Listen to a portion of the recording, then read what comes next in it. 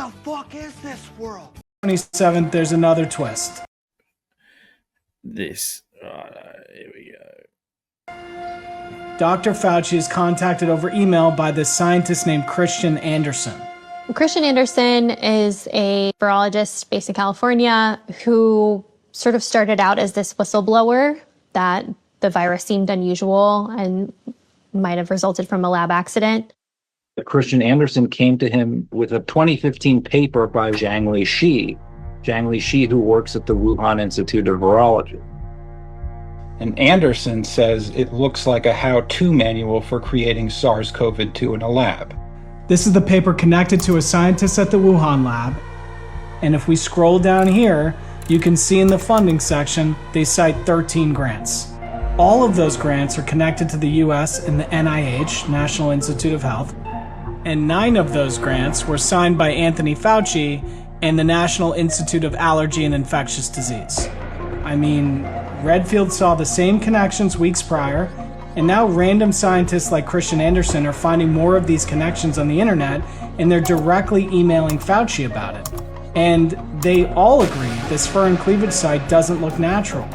On January 27th, when Christian Anderson emailed him about the fur and cleavage site, Fauci says, if this is correct, then you should probably contact the FBI, because this could be suspicious and it may be signs of engineering and may even be related to biological weapons research. I would love to ask him about this email because I don't think it makes that much sense.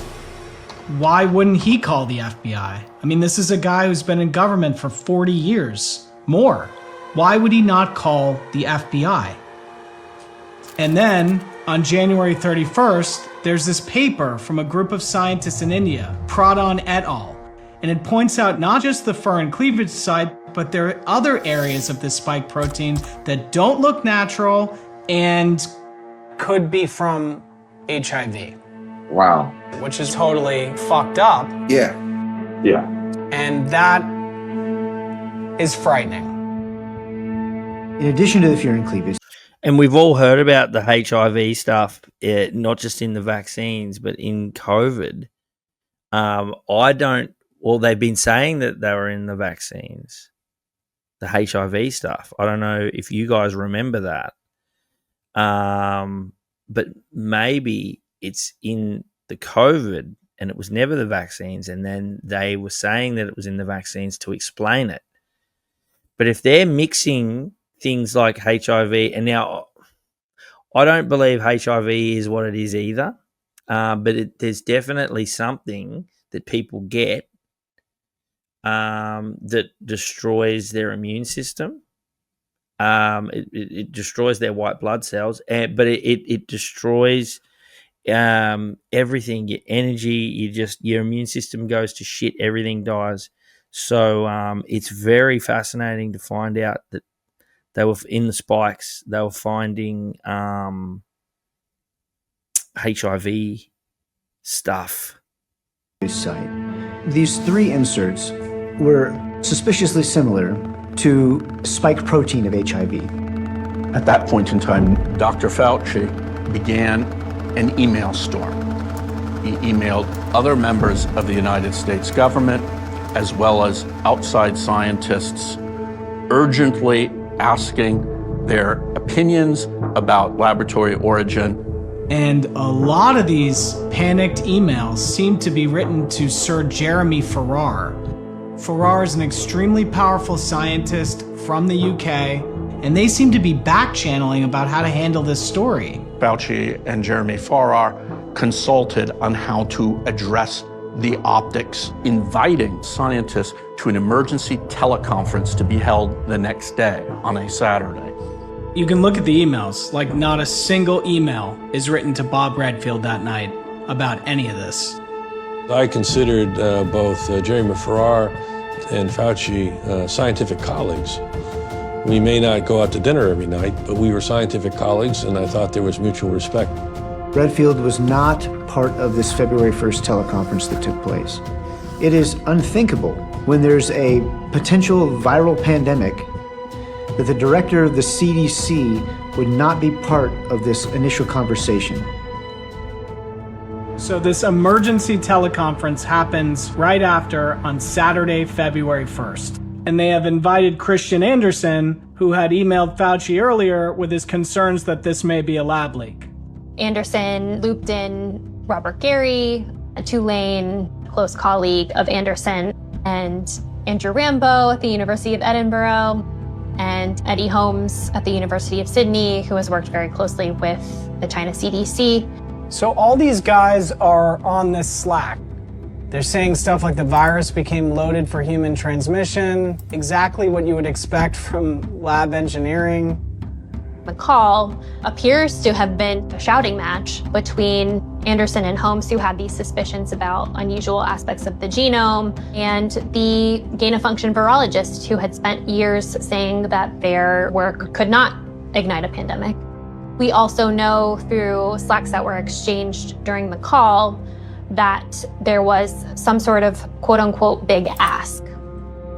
But we don't know what the big ask was. We don't know what was discussed on this call. We only have these Slacks. But a big ask was made. And you look at these Slacks, whatever these dudes were asked to do, Anderson thinks it's hard to pull off. Farrar, Collins, and Fauci, altogether they oversee about $72 billion in funding every year. So if you're a scientist and perhaps one of these gentlemen asks you to write something, you have an enormous incentive to write something that they will like. Anderson and Gary had a very large grant proposal for a center of research on emerging infectious diseases in West Africa. That grant proposal was on Fauci's desk. In a very real sense, Christian Anderson and Robert Gary had $8.9 million to comply. On February 3rd, there's another teleconference with Ralph Barrick and Peter Daszak. Both had received a lot of money from Fauci's agency, and Daszak had been out in the media promoting this and his nonprofit for years. EcoHealth Alliance, what is it? Well, we're a non-profit, a typical charity funded by federal government and other sources. EcoHealth Alliance has an enormous budget from many different US agencies, NIH, Department of Defense. He does a ton of work at the Wuhan Institute of Virology. There were a lot of people in the scientific community who felt like Peter Daszak may have known more than he alluded to.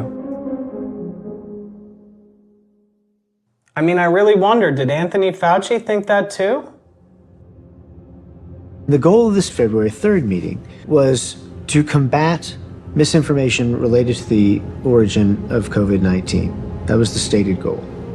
Immediately after this meeting, Pradhan et al., the first paper to publish the existence of 3 inserts suspiciously similar to the spike protein of HIV, a paper that was published just 72 hours prior, was withdrawn under intense pressure.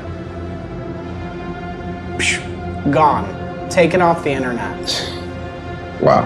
After the teleconferences, while the virus was spreading around the world and beginning to kill a lot of people, death toll from the coronavirus now Still topping not 34,000. isolated. all these scientists that had come together to speak with Fauci and Farrar and Collins, they write a bunch of papers that claim this couldn't have come from a lab and must have come from nature. So was that the big ask? All the members of that teleconference published 33 articles. There was a paper that stated that there was no evidence for laboratory engineering. There's a section called Figures and Data, and it's empty. There's no data and there are no figures. Day after day, week after week, there was a different scientific paper. It has the quality of a media campaign. And then there's this one in The Lancet, which is one of the most prestigious scientific journals in the world. The letter in Lancet's not even a scientific paper. I call it a wedding announcement. It's orchestrated by Jeremy Farrar.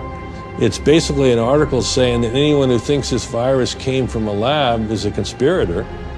And it's signed by over 20 very prominent scientists. At the bottom of the letter, it says, "We declare no competing interest." But Peter Daszak is the guy who writes the letter, so I have no idea what the Lancet is thinking, but that is a competing interest. So, for those that want the the last couple of ones that I did, the one where I did with Tucker, talking about Albanese, and obviously the full, all their information and all their stuff they've got on Fauci. Head to tuckercarlson.com. That's where all that videos and information is. Next level, man.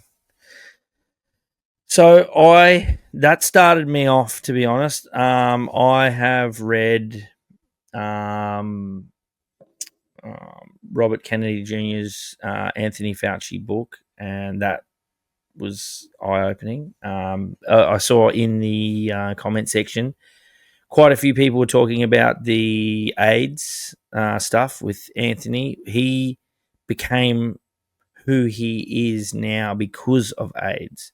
So he spearheaded the whole AIDS thing. He was the head of it. He was the dude who saved the NIH. It was about to be defunded and let go because it was pointless.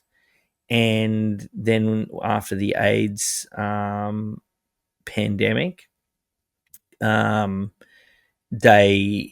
made billions of dollars and they were back. And ever since then, it's really been a timeline of different ones. It's an insane book, especially when it gets into the testing that they did for immunizations on orphan children and or children that had been taken away from their parents, because it was easy to pay off the nurses and the people looking after the kids to let them do things. They had kids that they were giving medicine or injections to. They were giving one's medicine where if they didn't want it, they would strap them to a bed and put a pipe into their stomach and just pump it in. So they didn't have a choice to swallow or not because it went directly into their stomach via a tube.